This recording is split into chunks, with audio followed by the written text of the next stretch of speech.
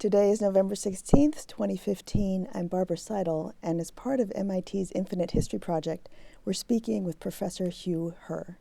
Professor Herr heads the Biomechatronics Research Group at the MIT Media Lab, is Associate Professor of Media Arts and Science at MIT, and Associate Professor at the Harvard-MIT Division of Health Sciences and Technology. His revolutionary work in the emerging field of biomechatronics focuses on developing physically assistive technologies that are intimate extensions of the human body. A double amputee himself, he's hailed as the leader of the bionic age for his breakthrough advances in bionic limbs that emulate the function of natural limbs, and for challenging us to rethink the meaning of disability and the potentials of human augmentation. Professor Herr, thank you so much for speaking with us today.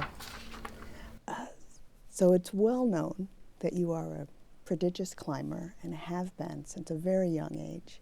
And I wonder if you would take us back to growing up in rural Pennsylvania and what it was that got you started in climbing and got you started to being the person you are now. My parents were adventurous, and that led the family every summer to going on extended road trips across North America, often 3-month trips out to California and then into Canada and into Alaska often. And in those trips we would hike and canoe and fish, and the adventure became more and more pronounced, and the walls became steeper and steeper. And eventually, when I was 11, was climbing really quite high mountains across North America. So that created a context for extreme sport, for pursuing the vertical world of rock and ice climbing. And was this something that you did with your other siblings? So I'm the youngest of 5. I have 2 brothers and 2 sisters. My 2 brothers teamed with me to do a lot of the very severe steep climbing. My sisters did some hiking, but never took part in really the vertical rock and ice climbing. Do you remember your first particularly vertical climb, your first really challenging climb as a kid? I began climbing at the age of 7, and the activity became obsessive probably at the age of 8. An early memory is I was with my brother Tony. He's the oldest of the siblings. And I had climbed up a vertical wall, 20 feet, and I got stuck. And he climbed up to get me, and he was holding on to my arm, and the other arm was holding on for dear life to the rock face. And I think we both tired and fatigued and both fell onto the ground. It was quite sad. And you were both all right when you fell? I believe so. It's somewhat remarkable that I've survived my childhood. It was endless adventure. Can you say more about that? What other kinds of adventures? I know about the rock climbing, but I don't know about the other. Oh gosh, when I was an infant, Hans and Tony, my brothers, decided to carry me down to a woods area adjacent my family's farmhouse, and they just sat me down in the floor of the forest and were playing, and the German Shepherd pet was running around, and I think the German Shepherd knocked off a hornet's nest about that big, and it landed right next to me. And my brothers tried to get me and couldn't withstand the pain of being stung. Oh my goodness. So they ran the whole way up to the farmhouse to get my mother. And the whole way back down, my mother ran, and she just took her apron and kind of put it over her head and grabbed me and rushed me to the hospital. There were wasps like way into my ear canal, up my nose. She was slapping me continuously to stay awake. Oh my goodness. So that's how my life began. So adventurous early on and not entirely voluntarily. Right. There's many stories. It sounds like. And I understand that you were raised in a Mennonite family. Is that right? Yes. Yeah. And On what a influence? large Lancaster County farm Yeah. with corn and alfalfa, tobacco and tomatoes. And yeah, I worked very, very hard as a child. I would come home from school and claim that I was sick, and my father would look at me and say, "You're not sick. Get out into the fields. I need your help." So where in this hardworking, adventurous upbringing did an interest in science and physics and math, where did that come in? It didn't. By probably as early as 8 years old, my goal was to become the best climber in the world. And that was a singular focus throughout my tweens and teens. The interest in science, engineering, and design came after my mountaineering accident, when I witnessed the pathetic prosthetic technology that was available in the world, and decided to do something about that. Can you go back and tell us briefly what happened with the accident? I was 17, and I set out with my climbing partner at the time, Jeff Batzer. We drove to New Hampshire, and our goal was to climb the ice faces up Huntington's Ravine in Mount Washington and perhaps go to the summit. And we slept that night in a hut, and the next day headed out and climbed Odell's Gully, and the weather got worse and worse. We successfully climbed the 800-foot ice face, got to the top, and huddled together behind a rock face and made the decision to go towards the summit in ever worsening weather conditions. And even though we walked just 5 minutes above the Huntington's Ravine, it was enough to become disoriented. The conditions worsened to become what's called whiteout or blizzard conditions, where even if two people separate by 4 feet, they're not able to see each other. So we became disoriented and descended down a region of the mountain that was distinct from where we had climbed up, and that region was the Great Gulf, which is the worst side of Mount Washington one could be in during winter months. It's horrendous bushwhacking. The average depth of snow was to the waist, sometimes to the chest. The tree limbs came right down next to the surface of the snow. So one would have to tunnel through the snow to make any progress. So we hugged a river where one could, maneuver somewhat, but of course we fell in on occasion and got our lower legs completely soaking in minus 20 degree Fahrenheit temperatures. So frostbite set in, hypothermia set in, and we were out there nearly 4 days, and got within a few miles of a roadway and couldn't walk, and we were discovered by a person out snowshoeing, Cam Bradshaw, and hours later plucked from the mountain via helicopter. And then what began was months of surgeons attempting to save my biological limbs. And that effort was abandoned in about March. The climb was in January, and both my legs were amputated below the knee due to tissue damage from frostbite. And so the grand plan to be the best climber in the world changed?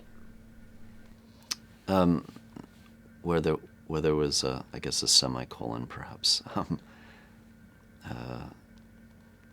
Yeah, most people believed that my climbing career was over, and I think my father said that if I wanted to climb, I should do so, and I went. My limbs were amputated in March. I went to a rehabilitation center in May, where I was to receive my first pair of artificial limbs. I was there for just, I think, 2 weeks, and I went home for the weekend, and during that weekend I went climbing with my brother. I could barely walk. I practically crawled to the base of a vertical cliff. But once I got onto the vertical world again, I felt at home. I felt free again. And I was reminded of my desire and passion to be a climber. So that led into this very aggressive adventure to return to sport with my new body, without biological lower legs. That was a technological arc.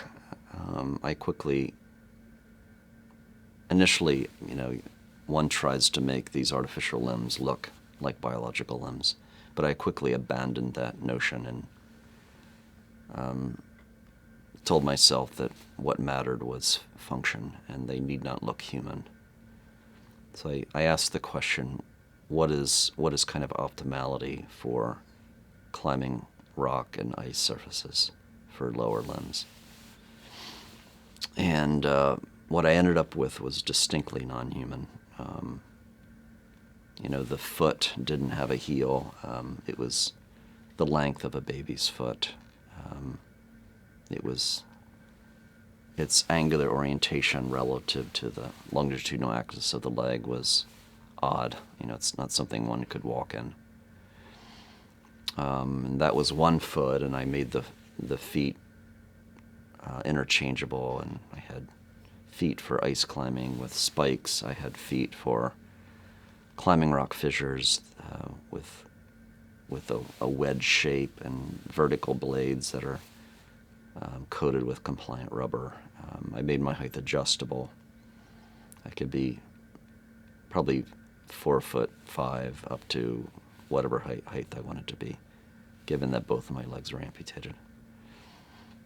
So through that, it was only 12 months post the amputation surgery that I was climbing at a superior level than I had achieved before the accident with biological limbs. So these were things that you were designing yourself, figuring out for yourself shortly after your accident at age 17. Correct. So in high school, I actually half the day went to a vocational school where I learned tool and die, the tool and die trade, basically how to make things out of metal and wood, so lathes and milling machines and whatnot. So that basic machining skill set was helpful in designing these limbs. I want to go back one step to your father, who, when you came home, he said if you want to climb, you should climb. It was actually when I was still lying in the hospital bed. When you were in the hospital, he said, while you're in the hospital bed, just having had both Correct. legs amputated, he said, if you want to climb, you should climb. Correct. Can you tell me more about this man? And his influence on you? My parents were very insightful. I mean, a typical parental response would be, you are not getting anywhere close to a mountain ever again, as long as we're in command of you. But that, they knew climbing was my life's passion. And by saying that I was not allowed to pursue such activities would have driven a lot of anger and depression. So they took the opposite view and said that if I were able, I should. And that the level of therapy and healing that emerged from that rebirth from returning to the mountains was extraordinary. So it was being able to get back on the mountain again that helped. Back on the horse.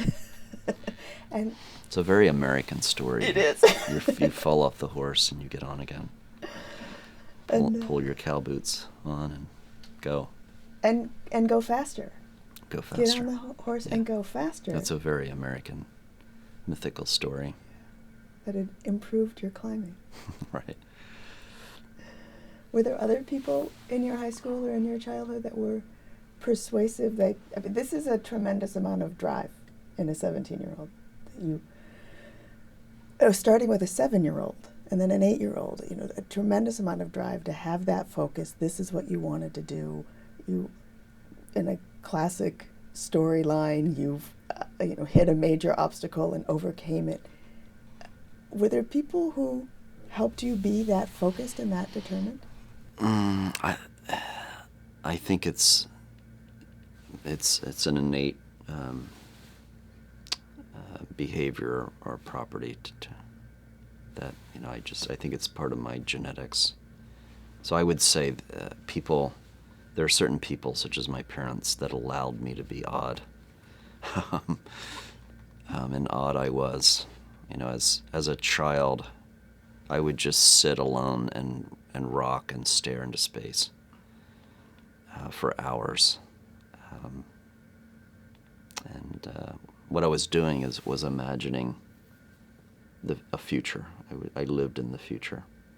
So I was imagining greatness. And the rocking was just soothing. What future did you imagine? Just feelings of grandeur. Perhaps delusional. So, fair enough. So, I'm going to take us back to where I pulled you away from. So you, 17, you've designed your first legs that you've designed for yourself, right? And gone climbing again and gone faster and farther than ever before, right? And is it there at that point that you're deciding to go to college, or is that when you went to, is it Millersville? Yes, Millersville University. So most adults in my family, males in my family, are pursued kind of the trades, the crafts, the construction careers. And I tried that using artificial limbs, and it wasn't a whole lot of fun, because limbs back then and still today can be very uncomfortable to stand and walk for long periods of time. So this notion of being on a construction site, standing and walking all day long, was not fun. So there was that piece, or that motivation. There was also the motivation of wanting to improve the technology that was available to me in the arena of prosthetics. And there's also the motivation of simply being tired of being an extreme athlete, of the danger of constantly worrying about injury, which all athletes face.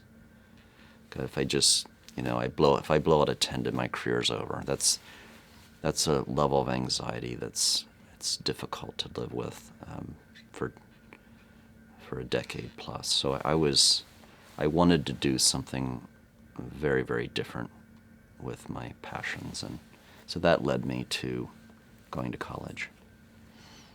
And that was difficult because of my athletics focus. I didn't know what a percent was. I didn't know just very basic concepts. So I graduated from high school, and if you were to ask me what's 10% of 100, I would have no idea. So to enter college, I had to, and I did in fact, buy just basic mathematics books and studied on my own. And it was only 2 years from that point of not knowing what a percent was where I was in college studying quantum mechanics. So it was this extraordinary intellectual rebirth. And was that just focus at home with books? Alone. Alone. In a room. Rocking in the corner with the book. Correct. Same. Oh my goodness. Instead of staring at, we used to have this handmade carpet that where the thread started in the middle of the carpet and kind of spiraled out. So when I would, as a child, when I'd rock, I'd look at those spirals out, and then later it was the quantum mechanics books. And so then settled on a degree in physics. I first pursued computer science, and I learned a few languages, and I got bored. I started to see this very, very basic patterns from computer language to computer language, and it just seemed too narrow of a focus, so I changed to physics. And when you made that change to physics, did you have your head and your heart on the redesigning of these I did, but also when I picked up those mathematics books and physics books, and I just became enthralled. I absolutely loved the material and learning the material. So it was very, yes, there was this improved technology goal, but there was also this just complete happiness and passion that I felt from learning the material. And it's interesting that it really replaced my passion for climbing. Like I didn't have an intense desire to go climbing. So it was unusual. How did you find physics? You were in computer science, and how did you know to make the shift to physics? That's a good question. I knew physics was a description of the natural world, and computer science was a description of a type of machine. So it seemed, though, that if I was going to be serious about designing body parts, it should probably be physics as the foundational science. That would reconnect you to the natural world, which had also been something you were connected to since a kid, the natural world. Right. And then that continued through. Right. Fascinating. Okay. And at what point in this journey did the idea of, I know I'd like to go to MIT, where did that come in? So I went to and got an undergraduate degree in physics from Millersville University. Wanted to go to graduate school in some area of science or engineering. And I believe I applied to 3 schools, University of Pennsylvania, University of Colorado at Boulder, and MIT. University of Pennsylvania, I don't think I ever would have gone there. I think I was accepted into all 3 and nearly had a nervous breakdown deciding between MIT and University of Colorado at Boulder. Because I just, my climbing days, Boulder was kind of the mecca and the place to live in the United States. And I think it was a girlfriend who decided for me. Did she just look at the options and say, this is what you're doing? What, are you stupid? Of course you're going to MIT. Right. Well, that was convenient and helpful of her. I know.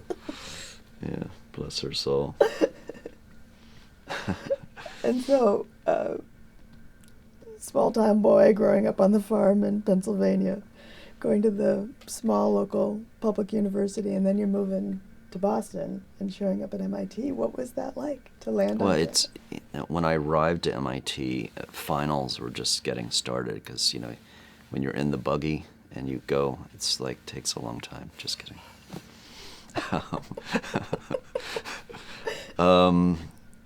Yeah, it was.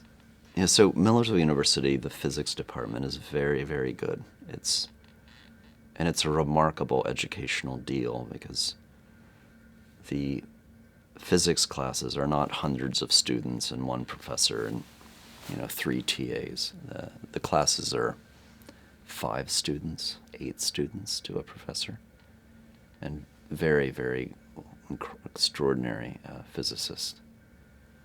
So I had this wonderful undergraduate education, very challenging education. So when I came to MIT, I mean, it was scary because it's MIT. But when I started the courses and I took the exams, it was just nothing new. It was basically the same difficulty, which I'm really thankful for my undergraduate professors that they made it that hard, because most people are completely shocked when they come to MIT. Mm-hmm. Were you shocked that you were that prepared? I believe I was, and it was a pleasant surprise for sure. It was just, it was kind of like this again. so that was helpful. So when you first got here and you had that foundation behind you, Mm-hmm. and you had this passion for wanting to change the way things were, and you had studied the natural world to make it more possible for you to be able to do that. What did you first dive into? What first got you started here? What project or? Yeah. So in my application to MIT, I described a design for a mechanical interface between a prosthesis in the human body, a socket, where there's fluid bladders and pressure sensing and pumps and actuators to vary the pressure field around the residuum. And I think Woody Flowers liked that idea, and so I was mentored by Woody. And turns out we didn't pursue that particular problem, but during my master's I worked on actually augmenting human physicality with elastic mechanisms. So I became intrigued with mechanisms like the catapult mechanism, where you can amplify human power with an elastic device. And actually came up with new forms of how humans can be augmented in my master's degree. And then I went to Harvard and studied under one of the architects of the field of biomechanics, Thomas McMahon. And then came back to MIT for a postdoc in the leg lab, and then started my own lab. So it's really been, for a very long time, I've been bouncing back and forth between Harvard and MIT. For the layperson who has never thought about any of these things, could you define biomechatronics for us? Well, obviously, it's the mergence of biology and synthetics or mechatronics. So bionics is what the term typically used, at least once upon a time in Hollywood circles. So biomechatronics is kind of the academic term for what people know to be bionics. Bionics or biomechatronics is really an interplay between biology and design. And some people extend that to say an interplay between nature and design. And it's bidirectional. You can inform synthetic design through biological or natural principles. And you can also design nature in areas, for example, of synthetic biology. So the world now is actively pursuing this notion of bionics and that interplay between nature and design. Can you say more about how one influences the other? Well, there's the idea of biomimetic design, using principles of biology to inform the design of a synthetic construct. And there's also synthetic biology or tissue engineering, where we actually design new biology. So again, it's bidirectional. So, but in my opinion, bionics does not describe exclusively the domain of synthetics, but also includes biologics. It's the design world as it mingles and is embedded into biology. I know you've had tremendous, well-recognized success in your work, clearly. And I know that you hold or co-hold about 10 different patents with a number of others. Oh, no, it's probably over 100 at this point. Over 100 at this point. Oh, I stand corrected. Of those over 100 patents that you're holding at this point, which were the ones that were most challenging for you to achieve, and which ones were most meaningful for you to achieve? I mean, for me, it's getting a patent is not terribly difficult. That is to say, an invention is fairly simple. Innovation is very, very hard, but invention is not. So I've only a few times in my life actually innovated, where I, along with my team, engineer something and people use it in the world in kind of a mass production. So that's very difficult. So as scientists and engineers, we can change the world by expanding knowledge, and we can also change the world by actually putting technology into the world. So I tried to do both, but actually changing the world by real physical constructs that were once in your imagination is very, very difficult.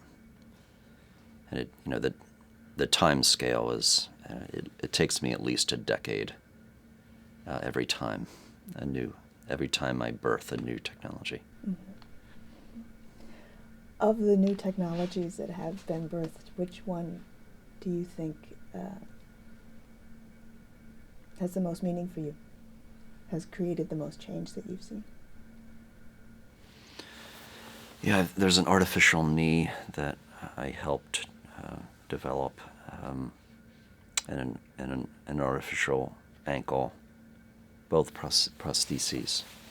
I think the bionic foot ankle, which is commercial name is the Biome foot ankle prosthesis, is more interesting and has had a more precipitous impact on the world than the computer-controlled knee that I developed. And can you tell me more about that knee? The knee? Yeah. So the knee, the commercial name is the Rio knee, and it's manufactured and distributed by an Icelandic company called Össur. Össur's the second largest prosthetics and orthotics company in the world, and believe it or not, they're in Reykjavik, Iceland. It's a computer-controlled knee that adapts automatically to a person's movement desires, how quickly they move, and whether they move across terrain or whatnot. So there's an algorithm that adapts and changes the resistance or the dampening profile of the knee as a person goes about their life. And is that a computer program that allows that change? Yes.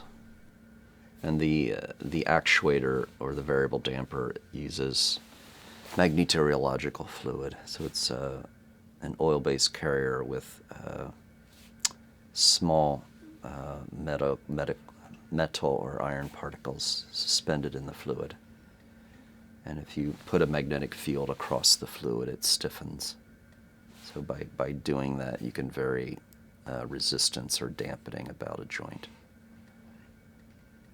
And I understand there's a wide variety of prosthetics that you've designed for different purposes. That some are waterproof, and some are for running, and some are for dancing. For small numbers of people. I mean, my climbing legs were initially just for me, and a few people have used those climbing device designs, but in terms of kind of a large number of people, I've focused on prostheses that are really designed for a common activity such as walking. And so it sounds like that's part of the focus moving forward, is taking what all you've developed and making it available to more people and making it more accessible. Is that right? That's right, and it may surprise some, but even walking on a flat surface is still challenging with today's prosthetic limbs and also orthotic or braces. We're getting there, but the bionic foot ankle device that my team has developed was the first prosthesis in history to normalize walking speed, metabolism, and some measures of musculoskeletal stress for walking. So that just occurred a few years ago. I am surprised that it is difficult to walk with prosthetics that aren't like the ones that are designed by your lab. Why is that? The biological body is extraordinary. Biological materials are remarkable in their adaptiveness, their strength, their power output, their weight, their volume. So it's difficult to take synthetics and emulate that capability. So the human foot-ankle complex is, we all know its basic volume. It's not a large device, but it's the ankle is very, very powerful. It's when an adult walks quickly, the ankle is approaching 1,000 watts of peak power mechanical. That's very hard to engineer in a small package that would fit into a human foot-ankle morphology. I understand. And what makes biology very extraordinary is its adaptiveness. If you spend $50 million and develop any type of biomimetic joint, a knee, an ankle, an elbow, it'll take that scale of effort to engineer it to go 5 million walking cycles, which is about 4 years of a person's life before it breaks. So the human system, sometimes our bodies go 80 years without any adjustment. We're nowhere close to that in the engineering world. We have not a clue how to build machines that are that robust. And biology does it by continually adapting and healing and fixing. Mm-hmm. So it sounds like it's a matter of continually adapting and healing and fixing the technology. There were people working on that, yes. More than a few, I would imagine. I wanted to go back a moment when you talked about starting the lab here at MIT. It seems unusual that there's a media lab and then a biomechatronics lab together, that there's that particular collaboration. Can you say a bit about that? Well, I think you might be misinterpreting the word media. So media in the modern media lab is media, like materials. and perhaps the perception is that it's media like television and radio. Although its early history was certainly focused on that type of media. The Media Lab has a long history of human augmentation through wearables. So Cindy Pentland, for example, and Patty Mays and others, we're doing things that look an awful like Google Glass today. So wearable computers, sensing, and enhancing humans cognitively was a very dominant theme in the Media Lab prior to my arrival. So I think generally the notion of bionics is completely natural in the Media Lab arc. Thank you. So I'm going to take a quick peek here. So one of the things I want to be sure to talk to you about, you have been affiliated with MIT in some way or another for over 20 years at this point. Crazy. And this year, as you may know, marks 100 years of MIT being in Cambridge. And I'm wondering, from your perspective, how MIT has changed over the last 20 years or so, and how MIT's relationship with Cambridge may have changed, how they've influenced each other. Oh gosh, I mean, in the modern era of MIT, of course, you've seen this extraordinary convergence of biology and engineering, and that a lot of hay has been produced from that emergence. And human bionics is just one realm of that emergence, and it will continue on and on and on. So I think that'll be a very dominant theme moving into this century for MIT. Relationship with Cambridge, we just continually expand outward.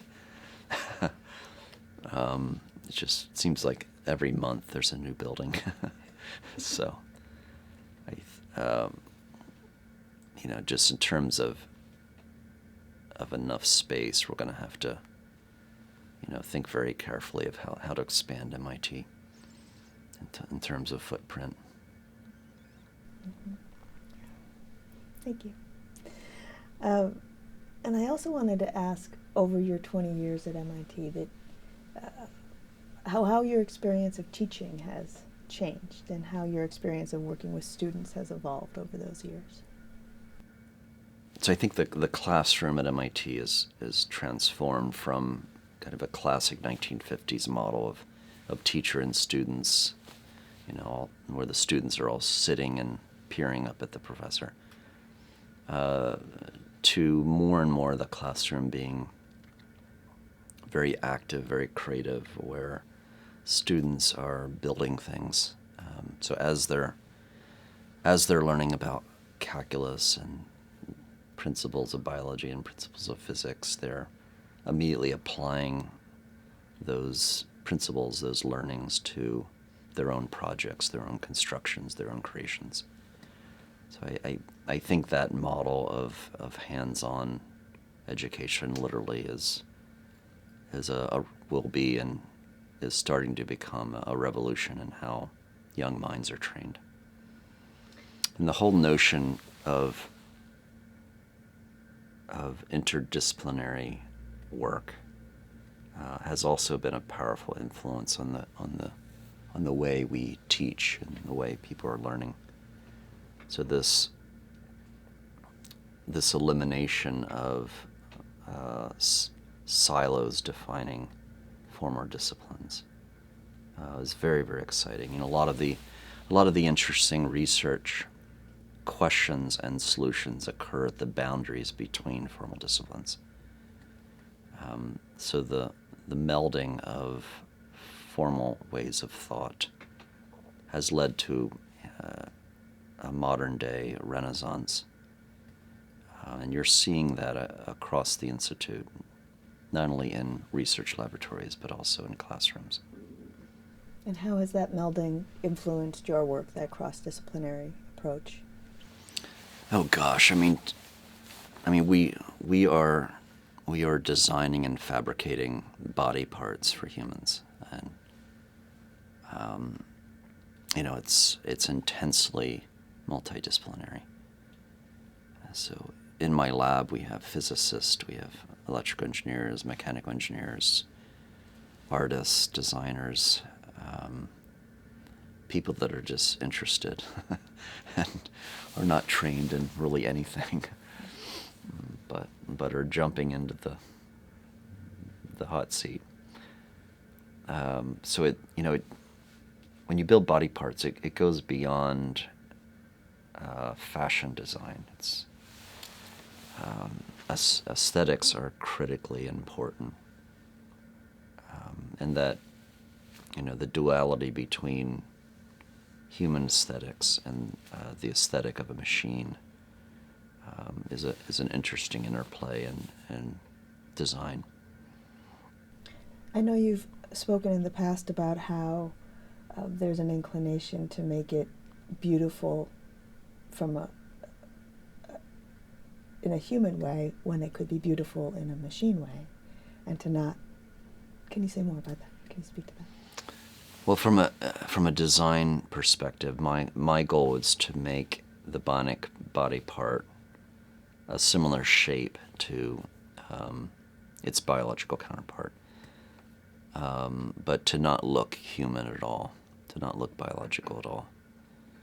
And I do that because I want the user of the bionic limb to explore the duality between human beauty and machine beauty. So maybe one evening, their mood takes them to wanting to look human in that part of their body, and then they pull on an artificial skin, and because it's the same shape as a biological limb, no one can even tell that part of their body is synthetic. And then maybe the very next day they go to a funky party and want to explore this notion of human machine beauty. So allowing that interplay to be expressed in the users is kind of one key design focus of my laboratory. We've talked a bit about prosthetics. We haven't talked much about the exoskeletal projects that you are working on. Can you say a bit about what those are and what role you see them playing in the world? So when one designs a bionic joint prosthetically, to be used by a person that's missing a biological limb, one ends up knowing a lot about that joint in general. So let's say it's a knee. When you understand the fundamentals of a knee, you can use it prosthetically, or you can use it orthotically or exoskeletally. So that is to say, you could go from a prosthetic knee that's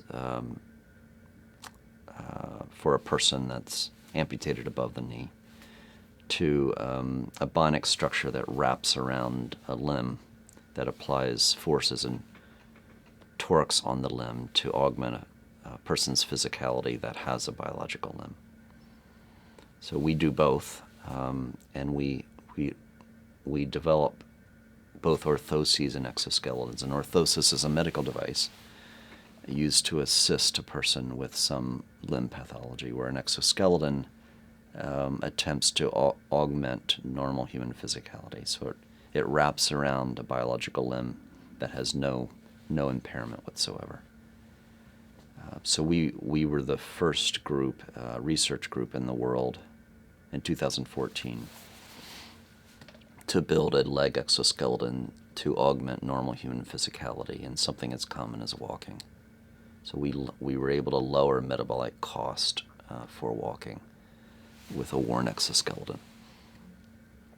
And that effort and technology goes back well over 100 years. There's patents that one can find of exoskeletons that seek that purpose of lowering energies to walk and run. So it's taken over a century to actually achieve that goal. 100 years ago, we were trying to decrease the metabolic cost of walking. Yeah, there's actually a patent by an inventor in Russia before the Soviet Union, an inventor that was thinking about how to augment the Russian army. This is under one of the czars of Russia, and had really a remarkable exoskeletal design. And there's a picture in the patent of a person running in the exoskeleton with the classic mustache. It's my favorite patent. The patent that comes with the mustache. Yeah. And so I'm assuming because this was connected to the Russian army, the hope is just to make it possible for people to walk longer and farther with less wear and tear. This is Well, his objective, Yagin was his name, was to augment the Russian army. So his vision was that soldiers could run with very, very low energies, run with perhaps not even breathing hard, and over very irregular, rough natural terrains, which is an extraordinary goal, and it's been my goal as well for decades.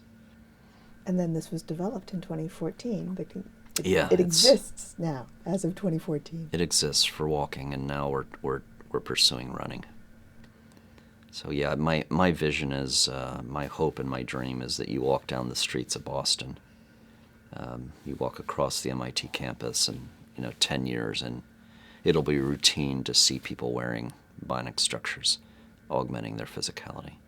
Maybe they have a knee injury and they want to protect their knee. Maybe they don't have any injury whatsoever, and they just want to get there fast. So you could get yourself over the Charles much, much faster with one of these things. Absolutely. Yeah. Yeah, there'll be a time where it's just hard to comprehend that bionics isn't pervasive in the world. It's going to be like automobiles. This notion of augmenting our natural morphology, So and going beyond these large metal boxes with 4 wheels, and extending the capabilities of our legs and our arms, and will just be commonplace, I believe, in the future. It's taking this love of extreme sports that you started with as a kid and making it extreme day to day. Exactly. That we can move faster. Yeah, my broad goal is to make humans superheroes, and we'll get there. Mm-hmm. Speaking of human superheroes, I wanted to talk to you a little bit about the No Barriers Boston and the work that you did after the Boston Marathon.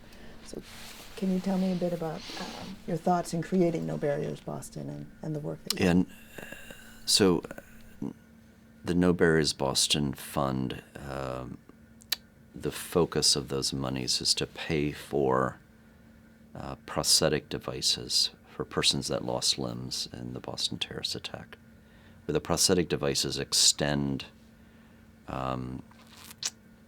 one's ability to pursue athletics or the arts, arts being dance.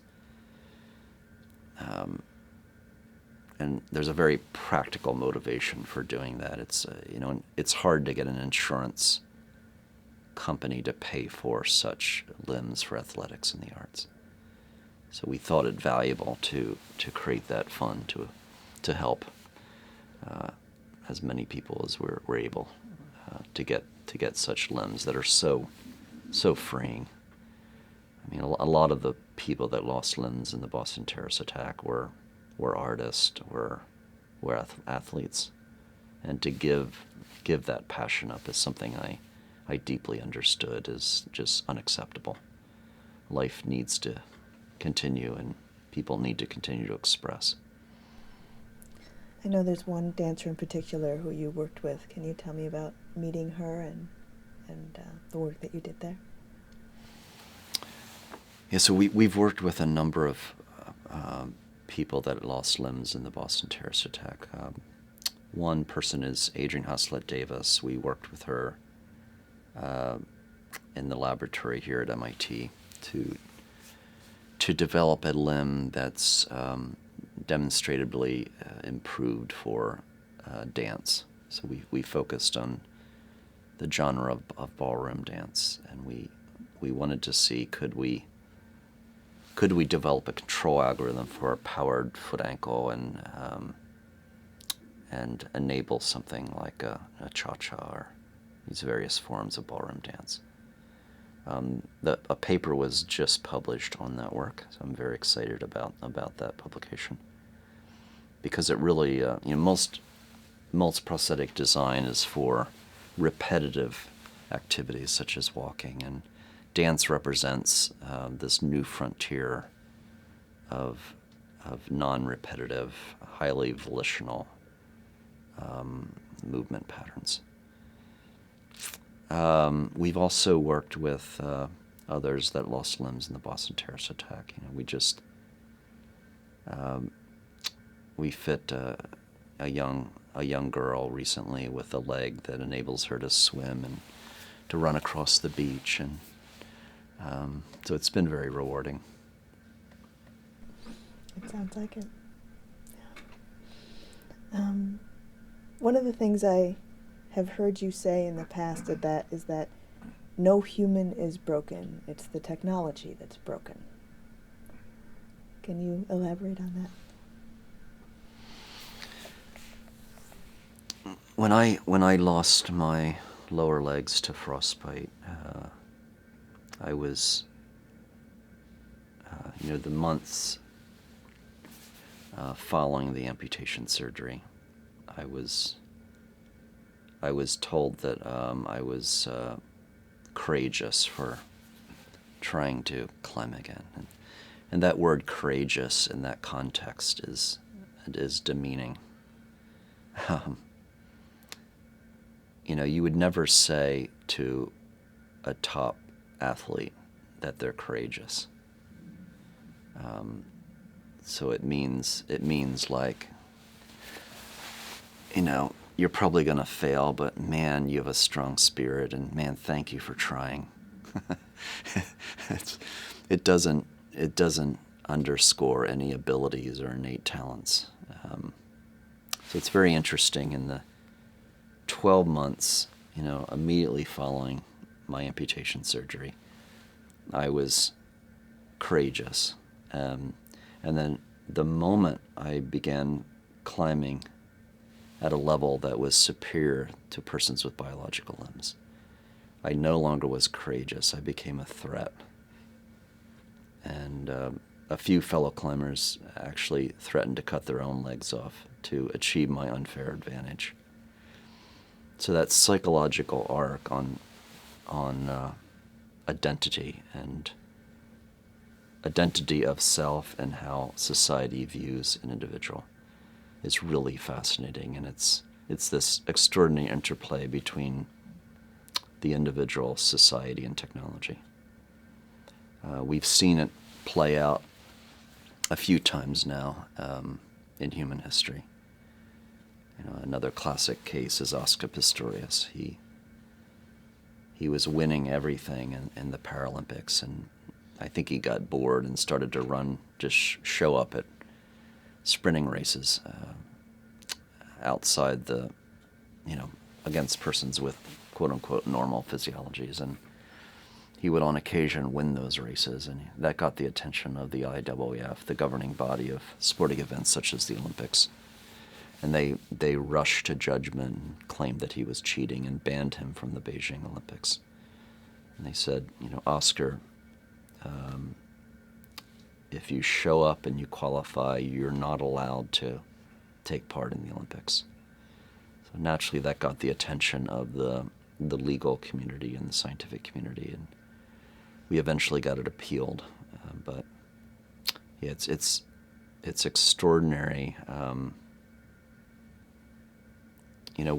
Society views an artificial part of the body as less human than the biological part of the body, that somehow our cells and tissues are godly and deeply human, and the atoms that make up synthetics are somehow less human and less godly. And it's a threat when someone like myself has a major part of the body that's synthetic, that climbs better than a person with a godly natural body. there's something that's very upsetting to some types of individuals. And you saw that play out on the world stage with Oscar Pistorius. There are high-ranking officials in the IWF that said, we cannot let Oscar compete in the Olympics because he will destroy the purity of the sport. The same language used against women and persons of color. Absolutely extraordinary. So we will, as we march into this century, there'll be a shift in consciousness away from that obsession about what we're made of, that distinction between our biological bodies and our synthetic bodies, to it not mattering anymore. You know, if I could race 50 years ahead and I could give you a bionic synthetic arm that works as well or better than your innate biological arm, it really won't matter that it's synthetic. All that will matter is your quality of life and your expression as a human being, not what you're made out of. Now it matters. So that shift is happening right now, and it's completely fascinating. I call it the death of normalcy. And what I mean by that is, if we can extend our physicality into all different forms of morphology. You know, if you want another arm, you can have another arm. If you want to run faster, you can run faster. Where our bodies become, sculptures, malleable sculptures. That's where we're moving as a race, human race. Right now, we have a very narrow view of what beauty is. You know, a woman has to be this and a man has to be this, which is a horrible world to live in. You know, women think they need to look like that and men think they need to look at that. There's this whole problem of body image. But I think with bionics and extending human capability through bionics and through design, by integrating the built design world with our very bodies, we'll just break those narrow frameworks down of what we view as beautiful. Because in that world, you can have a body that doesn't look like a human body and still be powerful and sexy and relevant. So that's exciting to me. You talked about ending disability. Is that some of what you mean by ending disability? Yeah, I mean, approaching half the world's population has some condition that results in a quality of life that's unacceptable. So broadly speaking, across physical, sensory, cognitive, social, emotional, there's many, many conditions in the world that result in disability. So, you know, a wonderful use of technology is to eliminate disability. You know, using my body as an example, you cannot with a straight face say that I'm disabled. I climb mountains, I run, I play tennis, I do whatever I want to do. But that's, when I say me, I'm a human-machine interaction. If you take the machine away from my biological self, I'm completely crippled. All I can do is crawl, but with that human-machine interaction, I'm freed from the shackles of disability. So that what's happened to my own body, if you extend that across all conditions, I believe we will easily eliminate disability in this century. And that science and technology that enables the elimination of disability will largely be the same science and technology that's foundational for human augmentation, extending human capability beyond what nature intended, not only physically but cognitively and as well. going to stop there. Thank you so much. Oh, great. That for was your time. that was over an hour? Did you have other things you had wanted to say or things No, you that's wanted to fine. share?